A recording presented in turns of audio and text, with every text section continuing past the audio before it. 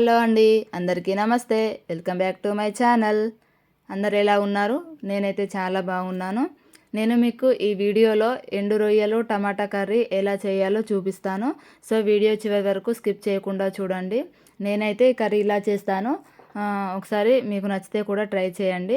నేను ఇవి మార్కెట్ నుండి తీసుకురాగానే వీటిని తల ఉన్న తోక తీసేసి నీట్గా క్లీన్ చేసి ఒక బాక్సులో పెట్టి ఫ్రిడ్జ్లో స్టోర్ చేసి పెట్టుకుంటాను.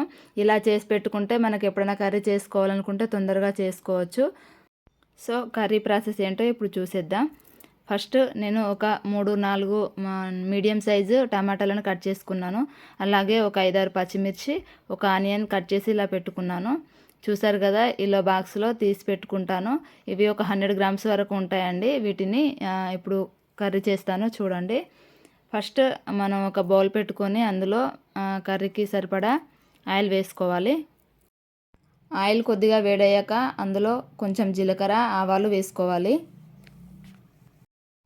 తర్వాత మనం ఫస్ట్ కట్ చేసి పెట్టుకున్న ఆనియన్స్, మిర్చిని వేసుకొని ఒకసారి కలుపుకోవాలి. ఇవి వేగేంత వరకు మనం ఒక చిన్న ప్రాసెస్ చేసుకుందామండి.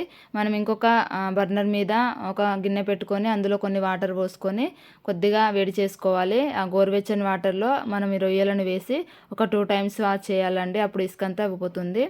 అవి అలా పక్కన పెట్టేసుకొని ఇప్పుడు మనము కొద్దిగా పసుపు వేసుకోవాలి.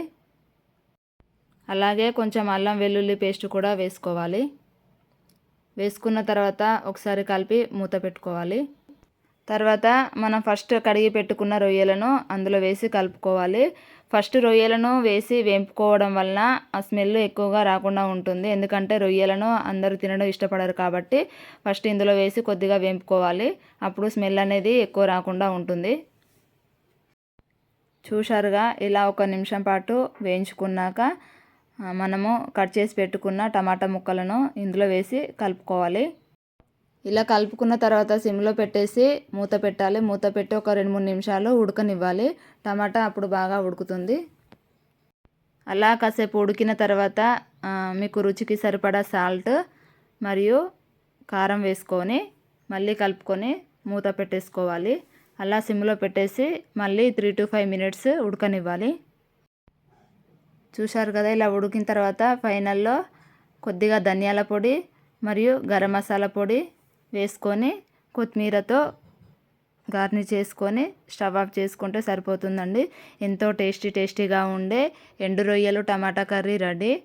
సో నా వీడియో కనుక నచ్చినట్లయితే లైక్ చేయండి, షేర్ చేయండి మరియు సబ్స్క్రైబ్ చేయండి. Thanks for watching.